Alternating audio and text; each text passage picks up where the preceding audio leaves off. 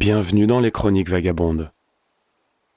À l'intérieur de l'ouvrage intitulé « L'usage du monde », Nicolas Bouvier le dit ainsi : « Nous nous refusons tous les luxes, sauf le plus précieux, la lenteur. »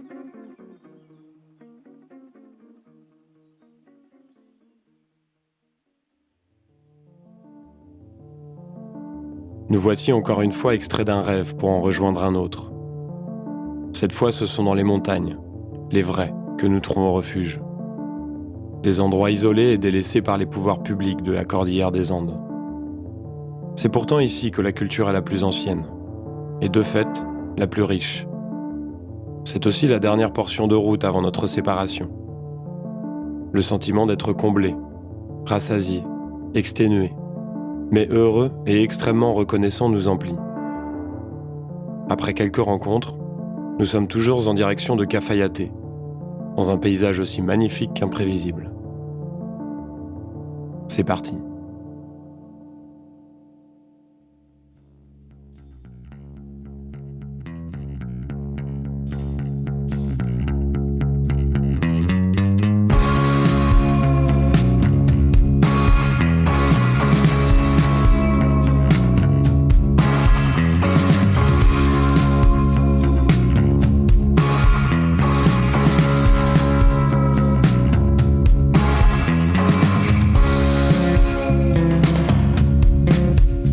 Comme chaque jour est une aventure, tu peux te réinventer chaque jour aussi. Chaque jour, tester un nouveau personnage, en fait. Et puis, comme ça, explorer, en fait, des facettes de ta personnalité que tu ne connais pas forcément. Alors, est-ce que tu mets complètement un costume et que tu es plus tout à fait toi-même ? Ou est-ce que juste tu explores des zones, des capacités que tu as déjà en toi mais que tu connais pas forcément ? Voilà, il y a une espèce de ligne entre les deux que tu t'amuses à parcourir.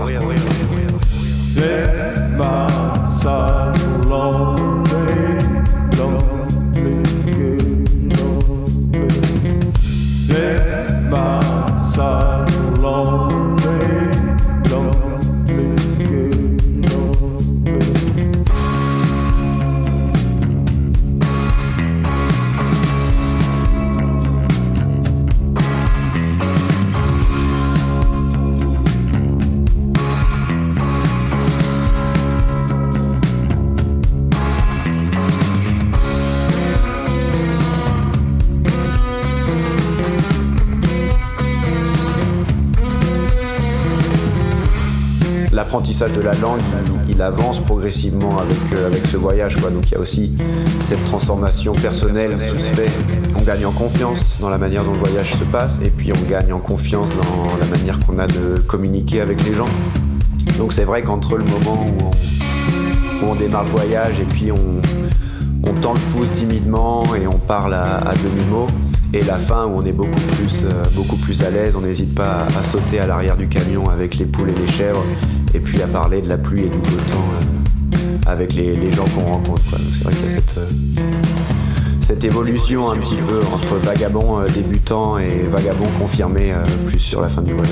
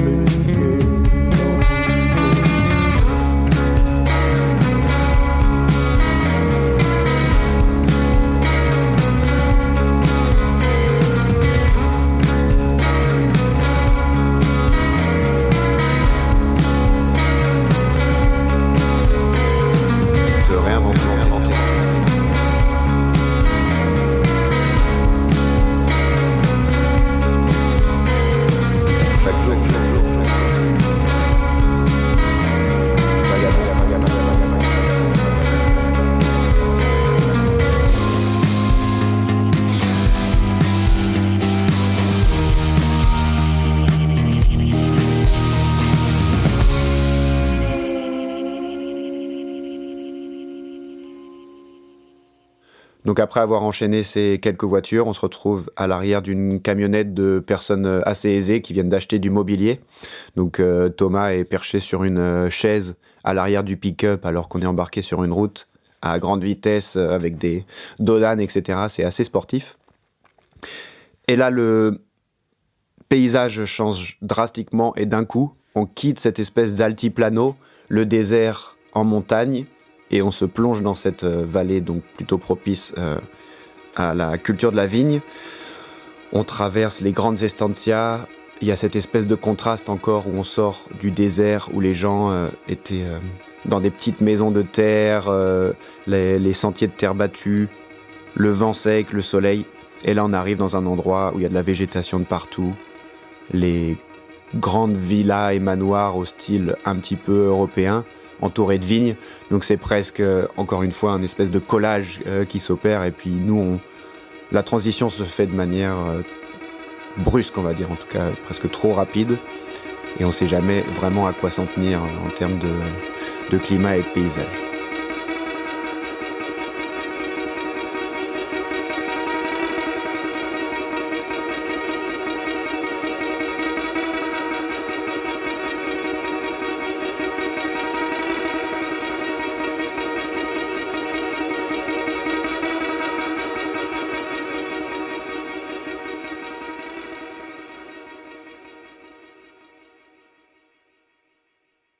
Tant au niveau de la nourriture que de la culture, on sent que l'influence de Buenos Aires, qui a été très présente jusque-là, commence à s'effacer un petit peu.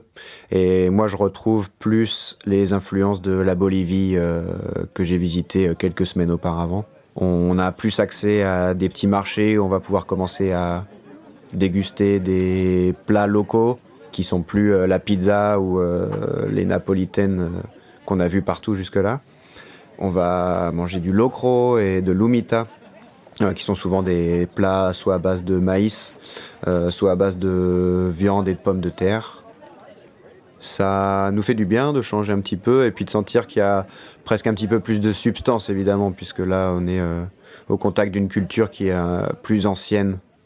Et puis, il y a les gens, évidemment, qui sont beaucoup moins... par rapport au porteño, qui est celui qui habite à Buenos Aires, ils sont plus dans la retenue. Ils sont plus dans la retenue des sentiments, dans la manière de les exprimer. Donc c'est vrai que nous aussi, ça modifie l'approche qu'on a avec les gens. C'est quelque part moins direct que d'approcher quelqu'un en faisant des grandes claques dans le dos et puis en se disant des grands mots. Là, c'est un petit peu plus... Voilà, il faut un peu plus de discrétion, j'ai l'impression un peu plus de tact.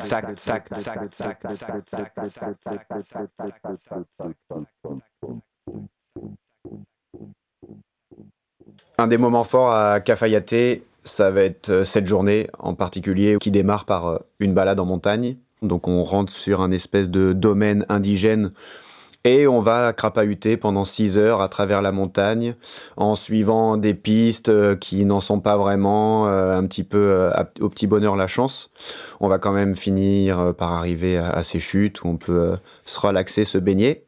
Donc là, la Quebrada, c'est des montagnes plutôt orange et ocre, avec la rivière qui la parcourt, beaucoup de cactus et quelques arbres éparses, mais la végétation est plutôt basse, quoi. C'est une végétation de climat aride, et donc nous on coupe à travers champs de buissons, épines, etc. Donc voilà, on s'épuise aussi pas mal à foncer tête baissée sans trop d'informations.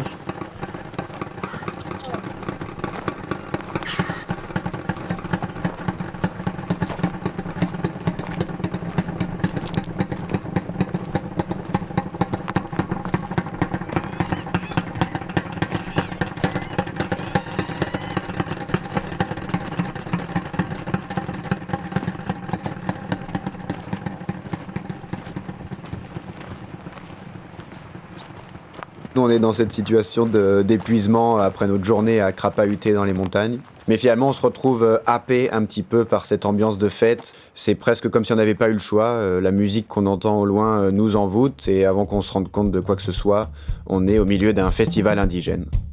On s'attendait vraiment pas à trouver ce genre d'événement sur notre route.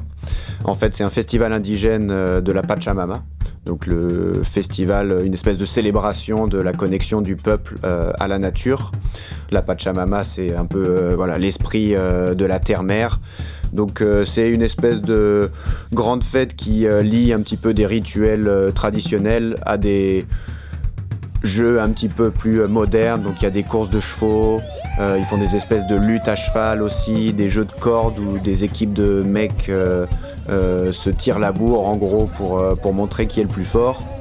Et à côté de ça, la musique traditionnelle, donc tu as des mecs qui jouent le tambour, la guitare, un petit peu la cumbia psychédélique.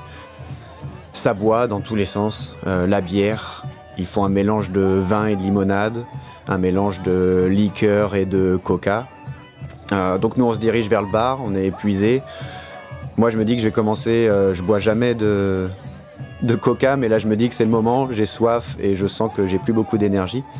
Donc pendant que les autres se commandent des bières, je demande un coca à la dame qui veut prendre ma commande.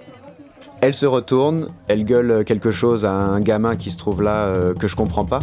Je vois le gamin qui court et qui disparaît derrière et qui revient 2 secondes plus tard avec un sachet qu'il donne à la dame et je me retrouve avec entre les mains un sachet de feuilles de coca.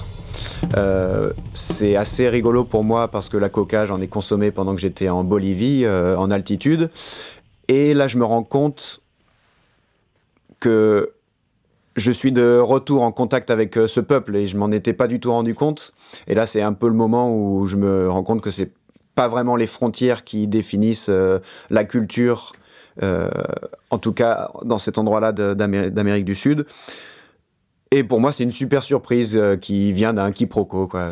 Et là, il y a un petit peu cette espèce d'envoûtement, de transe qui démarre de nouveau, où, de par l'épuisement et un petit peu le côté imprévu de tout ce spectacle.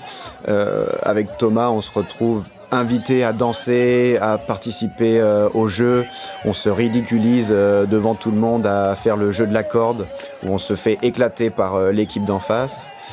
Et avant que j'ai eu le temps de comprendre quoi que ce soit, moi je me retrouve sur un âne à faire des tours de piste devant les gens et puis qui se marrent franchement de voir un blanc-bec sur un âne alors que tous les mecs sont plutôt en train de faire des batailles avec des chevaux plutôt classe. Et voilà, moi je me retrouve sur l'âne batté à faire l'idiot pour le plaisir des spectateurs.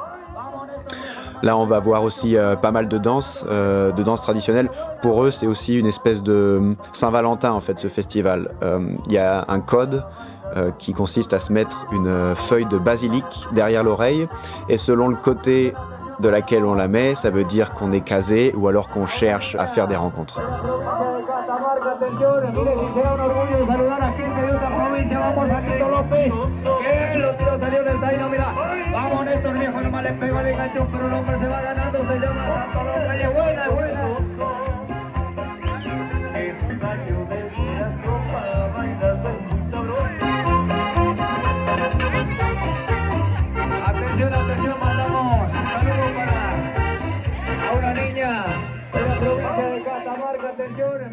Il y a un mélange de générations qui est assez intéressant, parce qu'on va voir les générations plus vieilles, les habits traditionnels qui enchaînent les pas de danse, etc.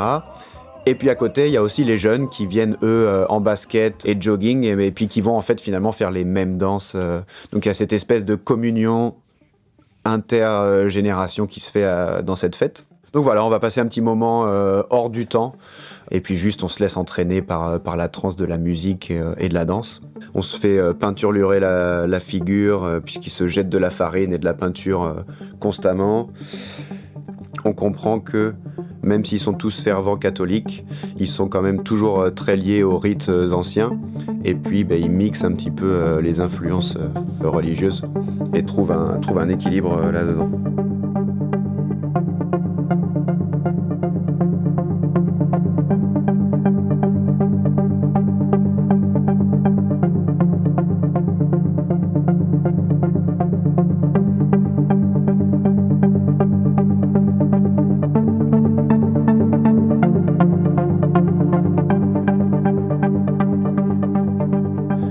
C'est tellement l'addition de petits détails qui fait qu'on arrive à tel endroit, à tel moment, et qu'on croise la route de telle personne.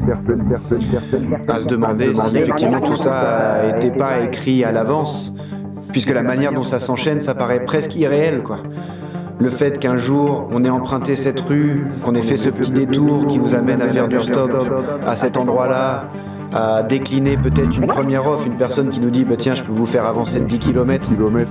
On va dire non, finalement c'est une autre personne qui vient derrière qui nous prend, et on finit par passer une semaine chez ces gens. Voilà, c'est à chaque fois vraiment des tout petits détails qui font qu'on rencontre presque des âmes sœurs, quoi. Et des âmes sœurs, on va en avoir plusieurs dans ce voyage, parce que pendant ce voyage, on peut être des personnes différentes, on évolue, mais ouais, des fois, vraiment, c'est cette impression de j'en reviens toujours pas, en fait, de comment ça a pu se faire de cette manière.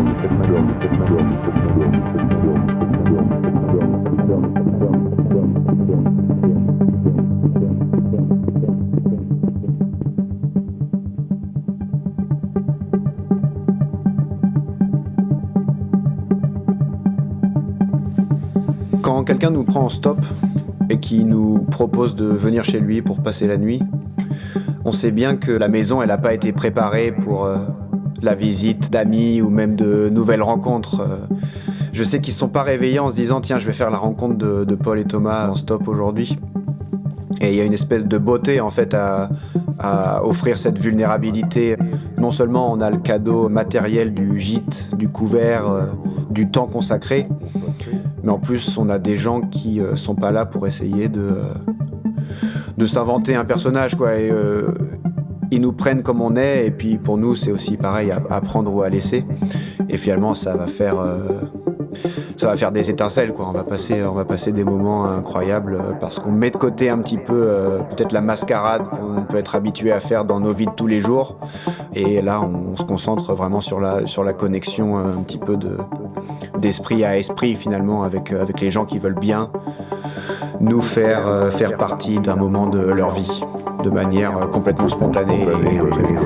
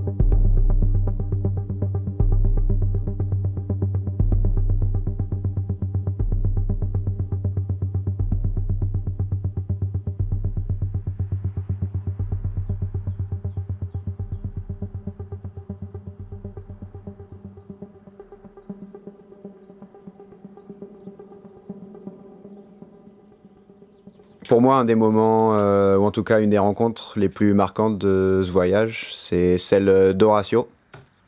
Horacio, on l'a rencontré à la sortie de San Salvador de Jujuy.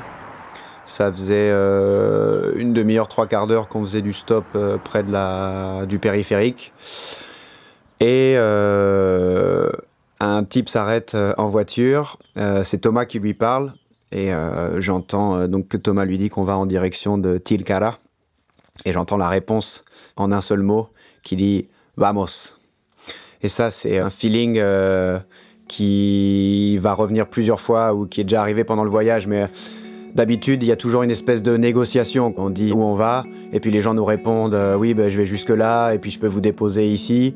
Mais quand la réponse c'est monter, sans autre forme de procès, il y a un espèce de sentiment libérateur qui se passe parce qu'on sait que la personne elle nous emmène au moins jusqu'à ce point-là. Donc c'est comme ça que démarre notre aventure avec Horacio, quoi. C'est juste avec une réponse de sa part, vamos.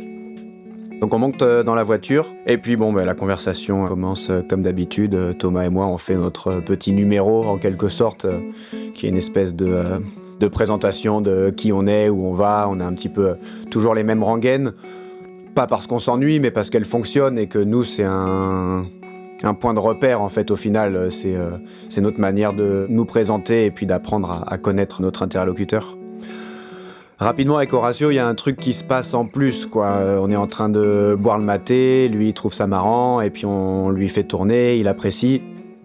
Assez rapidement, je sors ma coca, et puis il dit « Ah bah tiens, vous mâchez la coca, vous aussi, on peut en avoir quelques feuilles », et puis voilà, donc il voit qu'on a plein de questions pour lui, il en a aussi plein pour nous, et puis je pense que d'un côté, lui, il trouve marrant qu'on soit connecté finalement à ces petits détails de la vie pour lui, mais qui lui parlent. Ça lui parle parce qu'il vient de cet état du nord de l'Argentine, donc qui est un peu une vie à part par rapport au reste du pays. Mais il a passé sa carrière à Buenos Aires.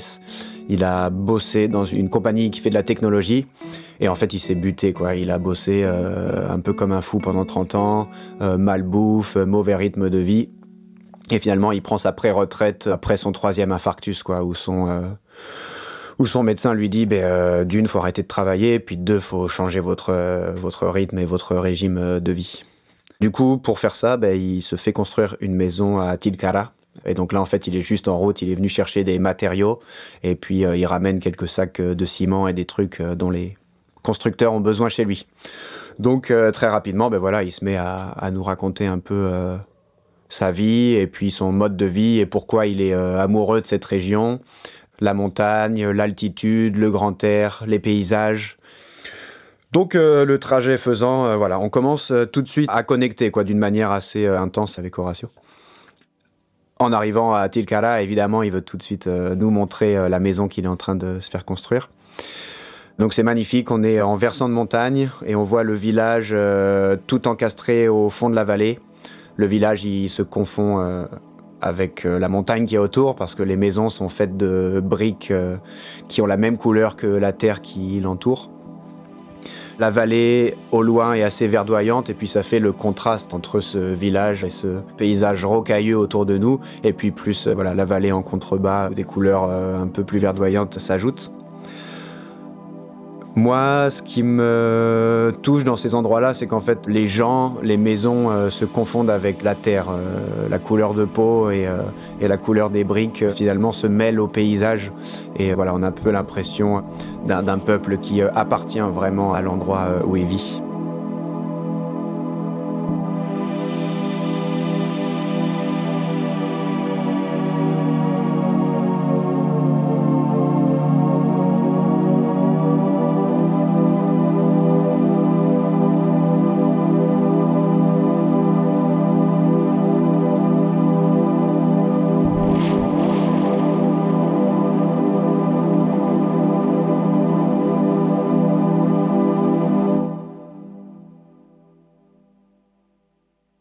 Donc on arrive à Tilcara, Horacio nous montre sa maison, donc c'est tout en construction, quoi. Les types sont en train de bétonner les sols, monter des infrastructures, etc. Et donc en fait c'est une suite de six petites cellules qui vont ressembler en fait à des chambres d'hôtel, toutes indépendantes avec la petite salle de bain, la cuisine. Sauf qu'à ce stade-là, il n'y a rien qui est fini, à part la chambre d'Horacio qui est plus ou moins en construction, mais pour que lui, il ait un peu d'indépendance, quoi. Il a sa kitchenette, sa salle de bain. Et en fait, il nous dit, là, si vous voulez, ça peut être votre chambre. Donc là, on est trop content, quoi. En fait, lui, il nous propose de rester. Il nous montre une des cellules bétonnées, en gros, qui est une chambre en devenir, mais qui n'est pas tout à fait finie. Et puis il me fait, bah oui, en plus j'ai mes matelas qui sont arrivés récemment, donc en fait on se retrouve à dormir dans une chambre qui est pas finie, mais sur des matelas d'hôtel limite luxueux qui sortent de l'emballage protecteur, quoi. Donc ça va être un des meilleurs lits qu'on va avoir pendant ce voyage. Et on comprend que, enfin en tout cas il nous dit vous pouvez rester autant de temps que vous voulez. Donc c'est comme ça qu'en fait au final on va passer une semaine à Tilcara et puis à apprendre à connaître Horacio.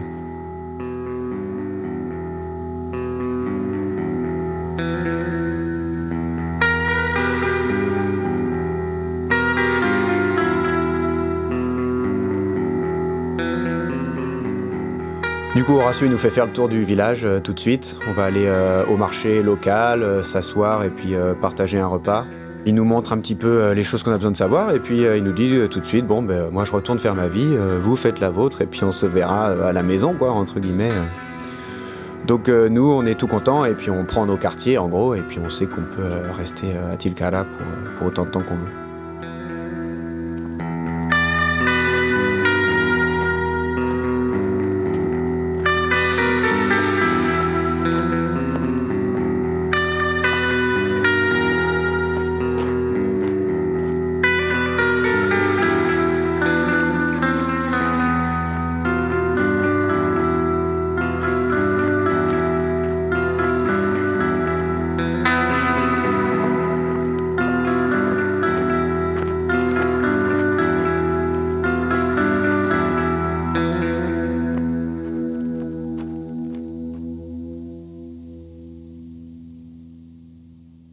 On va en apprendre un petit peu plus sur la politique du pays. Lui, il a vécu l'époque de la dictature.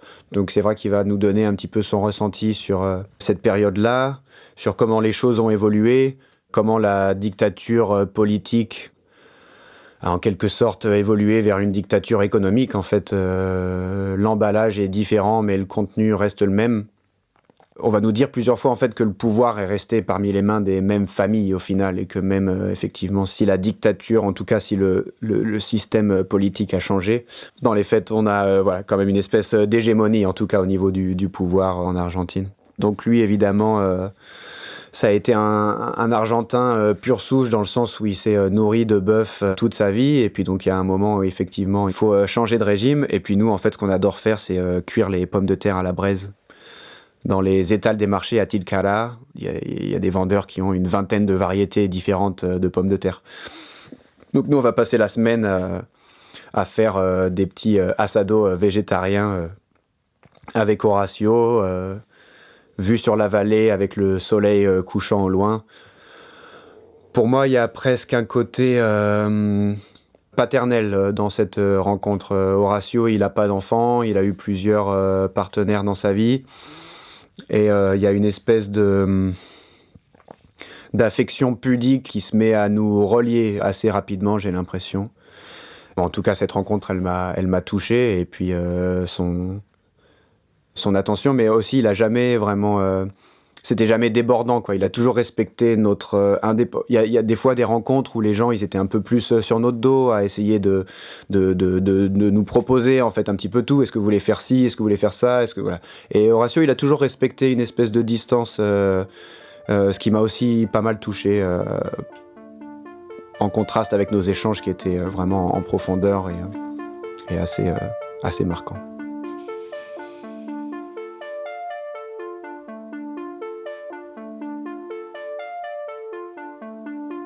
Donc encore une fois, ça a été difficile de partir de Tilcara, parce que là, on était un peu en confort 5 étoiles, en tout cas comparé à certaines expériences précédentes. On était dans un village où l'ambiance nous plaisait, et puis Horacio, on s'est quitté en se promettant qu'on reviendrait un jour. Il nous a dit qu'il allait faire une grande salle dans sa maison où on pourrait venir jouer de la musique en résidence pendant plusieurs semaines. Voilà, il y avait, on se disait au revoir, mais avec des promesses, enfin en tout cas avec des intentions de se revoir qui étaient réelles. Donc voilà, on s'est séparés, non sans émotion. Et il a fallu se remettre sur la route à faire du stop, où on a encore évidemment galéré un petit moment. Et la première voiture qui s'est arrêtée, c'est Horacio de nouveau, qui était en train de faire une tournée dans le village et qui nous a vus au bord de la route. Et voilà, qui nous a fait faire 30 ou 40 km de plus. Voilà, on avait l'impression qu'il y avait cette envie un peu irrésistible de faire durer le plaisir. Et donc, c'est comme ça qu'il nous a finalement repris en stop, mais cette fois pour nous faire partir du village.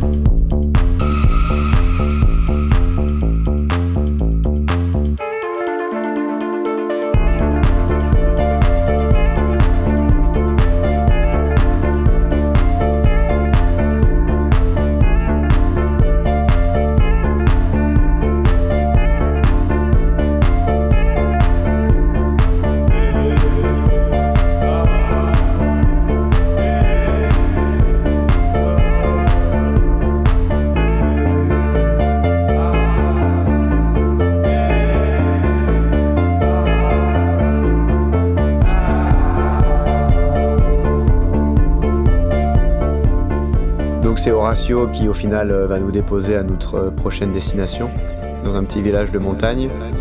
Et là on va prendre un bus pour rallier notre prochaine destination jusqu'à Susques.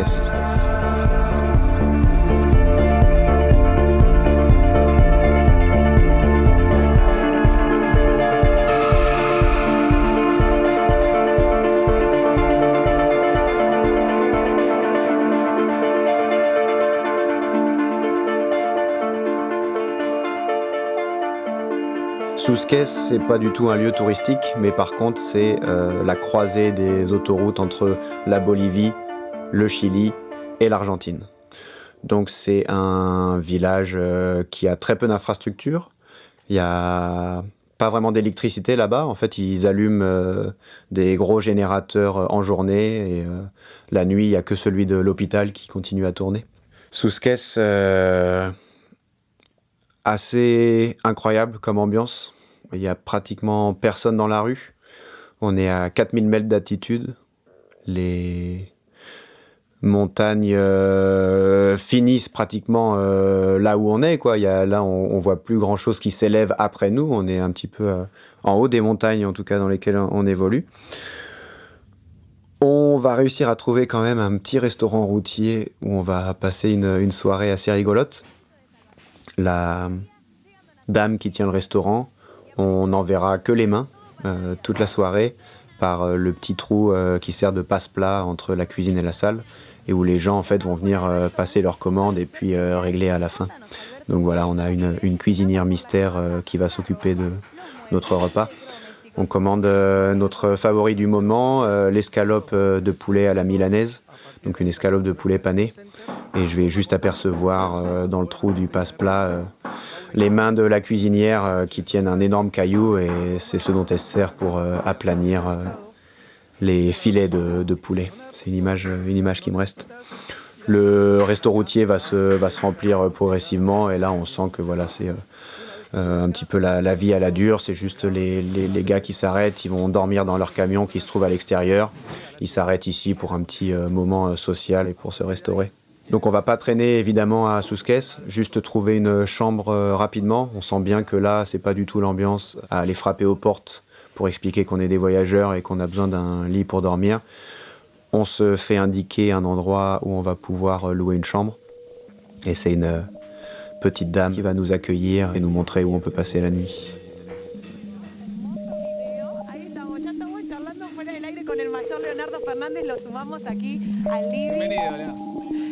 Y estábamos charlando porque ya nos han visitado del Ejército de Salvación y Evangelina es su esposa. Claro, estuvo acá en estábamos hablando un poco fuera de cámara en relación a bueno, el día especial que vas a vivir hoy. Y sí, lo importante de la familia,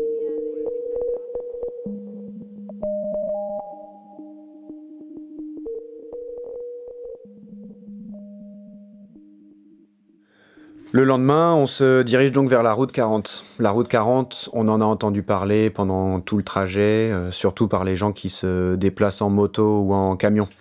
C'est une route qui parcourt toute l'Argentine, du nord au sud, qui fait partie des plus grandes routes au monde, avec la route 66 aux États-Unis et la Stuart Highway en Australie. Et elle a été évidemment, c'est une des favorites des voyageurs, puisqu'on peut l'emprunter en rentrant en Argentine, par la Bolivie, et finalement la parcourir jusqu'au sud de la Patagonie. Donc nous, tout contents, on se dit, tiens, on va faire une portion de route 40, sauf qu'on ne s'est pas vraiment rendu compte, évidemment, de la topographie du terrain. Et ce qu'on ne sait pas aussi, c'est qu'en fait, la route 40...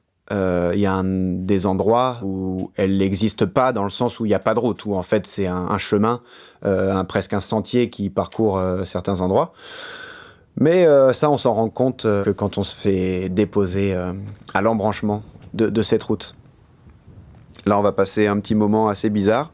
Notre seule compagnie, c'est les alpagas, qui nous regardent comme ça d'un air un peu nonchalant en mâchouillant les buissons.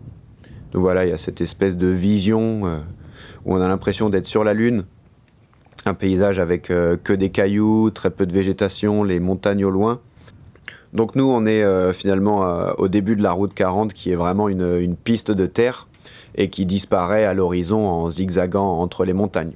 Donc on n'a aucune idée de ce qu'il y a derrière. Et pendant ce temps, en fait, sur la route goudronnée qui est à côté, les routiers en fait enchaînent, filent vers le Chili, la Bolivie ou le cœur de l'Argentine. Mais on se rend vite compte qu'en fait, personne n'emprunte cette piste. On est un petit peu têtu, donc on insiste quand même quelques heures, jusqu'à ce qu'un jeune qui rentre à son village arrive et nous embarque.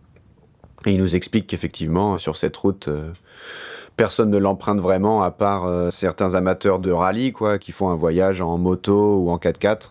Donc voilà, là on fait un petit peu de route dans cette piste, en fait, où moi j'ai plus l'impression, encore une fois, de me balader sur la Lune que d'être encore sur Terre. Donc arrivé au village, on a le choix, on a le choix de finalement peut-être faire demi-tour et puis essayer de récupérer la route qu'on a laissée quelques heures auparavant. Mais on décide d'insister finalement et on se met à la sortie du village. C'est un pick-up d'ouvriers qui doivent parcourir la piste pour aller vérifier des installations, qui vont nous prendre. Et donc là, on fait une route de fou, On est vraiment sur la petite piste à flanc de montagne. On est dans un 4x4 dont on est finalement, on n'aurait pas pu faire la route sans, parce que c'est vraiment de la piste de cailloux. Il y a des moments où on passe des espèces de...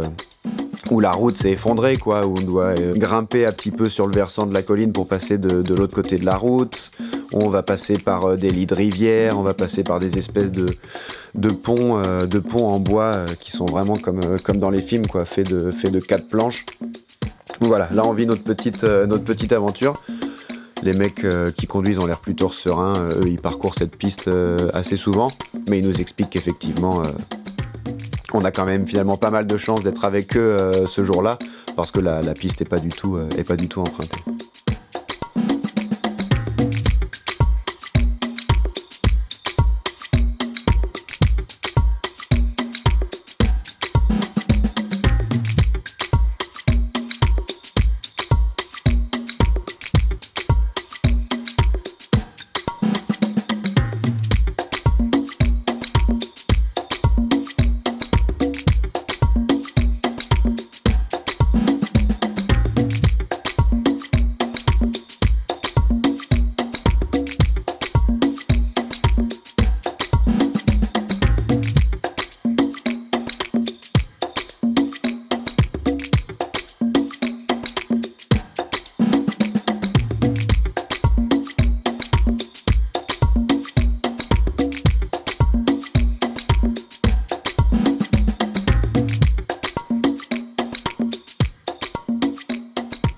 On s'aperçoit effectivement qu'il nous dépose dans la prochaine ville qui est juste une ville minière.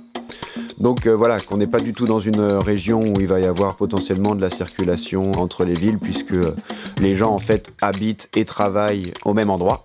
Donc on chope un bus en se disant qu'on va récupérer la route 40 quelques kilomètres plus loin et puis retenter notre chance finalement. On se fait donc déposer par le bus à l'embranchement de la route 40. Et puis nous, on a encore un petit peu le fantasme qu'il va y avoir des gens qui la parcourent, en fait, cette route 40, et qu'on va pouvoir continuer à voyager de cette manière. Sauf que la première déconvenue qu'on a, c'est que une voiture de police, en fait, barre l'accès à la route. On descend, le bus repart, on est au milieu des montagnes, il n'y a rien à l'horizon. Et là, les policiers nous approchent, nous demandent ce qu'on fait et nous informent qu'ils sont là pour bloquer l'accès à la route 40 parce qu'il y a eu des pluies et qu'une partie de la route a été détruite, etc.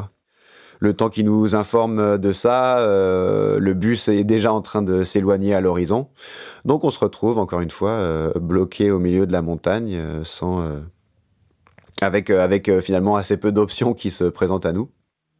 Par chance, on se fait récupérer par un livreur de boissons. C'est un mec qui passe la journée tout seul dans sa camionnette et qui est hyper content d'avoir de la compagnie. Et donc on va passer le reste de la journée à dévaler la montagne dans son camion.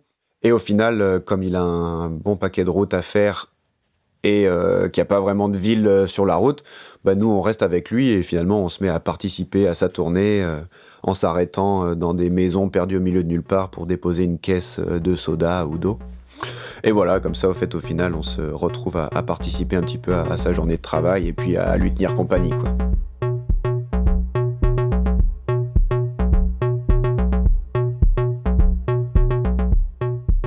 La belle récompense de cette journée-là, ça va être le paysage incroyable. En fait, on descend de plusieurs milliers de mètres en dénivelé, des hautes montagnes des Andes jusqu'à atteindre la vallée. Et là, une super surprise de voir le paysage qui évolue en même temps qu'on descend. On quitte un petit peu cette atmosphère presque surréelle des derniers jours. On a passé quelques jours comme ça, dans du coton presque, à être écrasé par l'altitude. Cette ambiance un petit peu qu'on connaissait pas de haute montagne. Et puis on revient vers quelque chose de plus chaleureux. La végétation qui change, les montagnes qui disparaissent. Et voilà, ce conducteur super enjoué qui finalement nous fait oublier un petit peu pas nos mésaventures, mais en tout cas nos aventures qui viennent de passer. Et puis voilà, on va finalement presque accepter notre sort, en tout cas pour cette journée-là, et puis prendre une nuit de repos bien méritée une fois arrivé dans la vallée.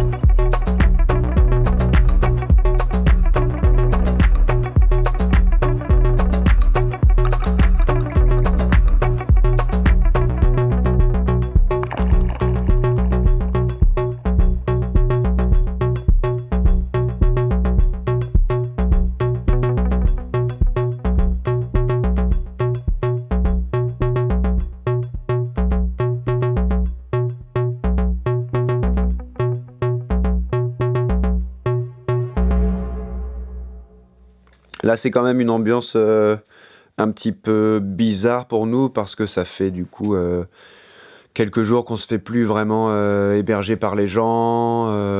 Il y a un petit peu moins ce côté... Il y a un petit peu moins la saveur du début du voyage où on enchaînait finalement pas mal les rencontres assez fortes et puis l'hébergement tel qu'on le souhaitait.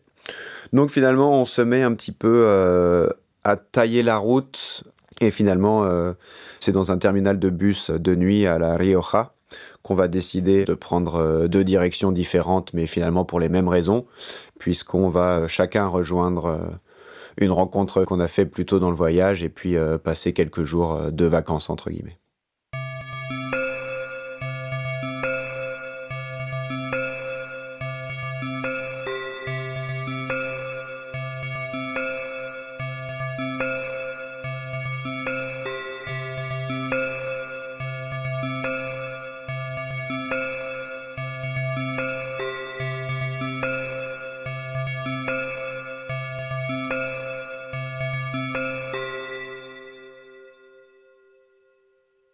Moi, je retrouve Ruth, en fait, avec qui j'avais passé du temps quand on est passé à Cordoba la première fois. Donc, qui a une quinzaine d'années de plus que moi. Sa mère, qui habite dans la maison, sa mère adoptive. Et puis ses enfants. Donc, il y a les jumeaux de 18 ans. Et puis son aîné de 20 ans. Et voilà, c'est une manière assez sympathique de dire au revoir à l'Argentine, où j'ai pas mal évolué en tant que personne aussi, quoi. Je suis plus tout à fait le même, évidemment, que quand j'ai commencé ce voyage. Ouais, sans faire de philosophie, c'est vrai que moi, il y a quand même une impression où je me suis retrouvé un peu sur cette route. Et ce voyage, il m'a redonné un petit peu... il m'a redonné foi en moi-même aussi, dans mes capacités à me réinventer. Il m'a montré que... l'amour est pas prêt de s'arrêter, quoi. Qu'il y en a plein de formes et de manières différentes, qu'il y en a tellement qui peut être partagé à l'infini. Des rencontres marquantes qui m'ont modifié aussi. Voilà, vraiment à l'intérieur, qui ont modifié qui j'étais, la manière dont je vois le monde. Et puis quand même... il y a quand même un sentiment de tristesse et d'injustice qui va quand même rester en moi. Et je me sens responsable aujourd'hui de mon comportement, quoi, et de la manière dont je décide d'interagir avec le monde.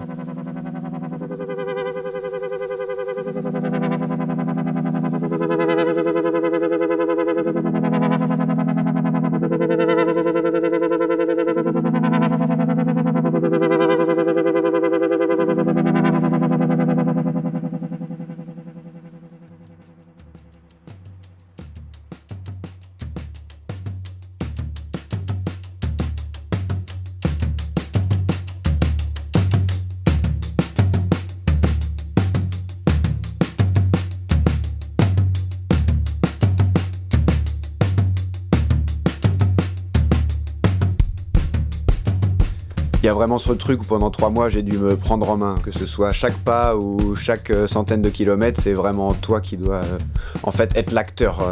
Tu deviens l'acteur principal de ta propre vie. Il y a plus la routine où tu peux un peu te laisser embarquer d'une certaine manière, métro, boulot, dodo. Là, chaque jour est une nouvelle aventure en fait. Et si t'es pas l'acteur de cette aventure, tu vas en être le spectateur et finalement, la vie, elle t'attend pas pour, elle, continuer son chemin. Donc voilà, il y a ce côté où il faut se prendre en main. On peut compter que sur soi-même. Donc en fait, il faut être à l'écoute et répondre à ses propres besoins. Donc voilà, il y a un peu une sensation de prendre ses responsabilités en tant qu'adulte, en tant que voyageur, là, du coup. Et puis voilà, de s'en remettre à sa propre capacité à faire avancer les choses.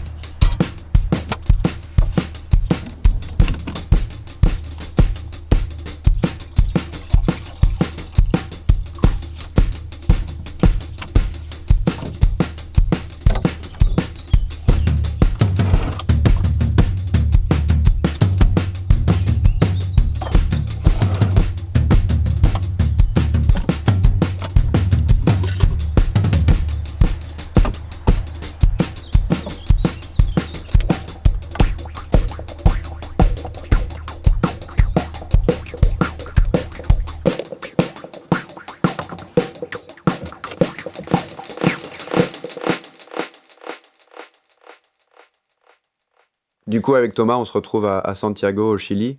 J'ai un petit peu l'impression qu'on est en gueule de bois, en fait, de ces 3 mois qui viennent de passer. Comme si ces 3 mois avaient été une longue fête, finalement, dont on a profité de chaque minute vraiment au maximum.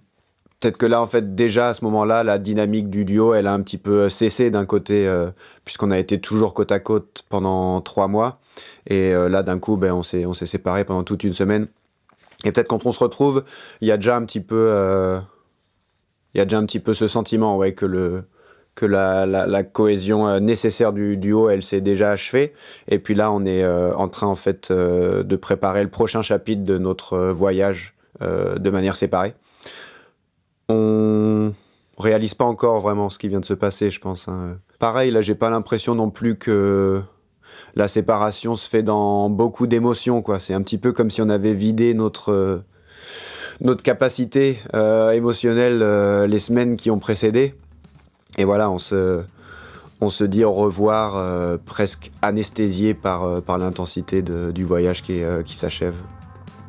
Cette impression est confirmée quand on se retrouve quelques mois plus tard de nouveau, et puis que les niveaux d'énergie ont été restaurés, et puis qu'on partage le feu qu'il y a en chacun de nous, qui a été créé par ce voyage qu'on a. On s'aperçoit évidemment qu'il y a quelque chose de tangible en fait qui nous est arrivé, et puis qui continue de résonner.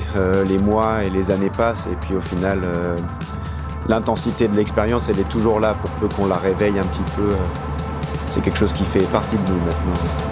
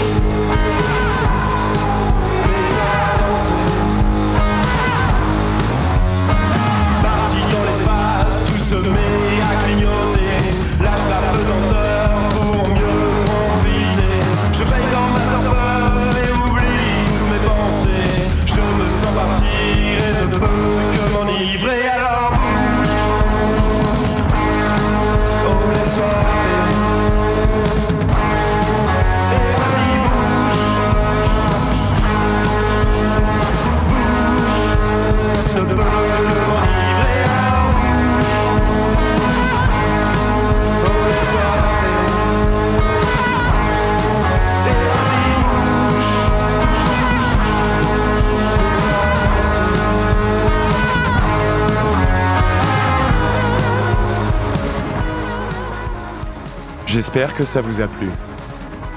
Un grand merci d'avoir écouté Chronique Vagabonde et suivi nos aventures. Je remercie également toutes celles et ceux qui m'ont soutenu durant ces 3 ans de création.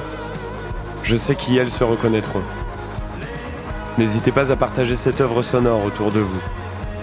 Je vous souhaite un bon voyage, quel qu'il soit.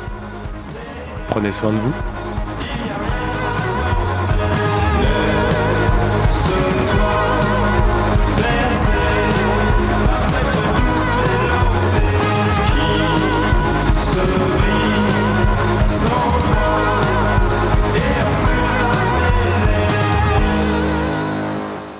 C'est ça qui rend finalement la saveur de ce voyage unique, inégalable.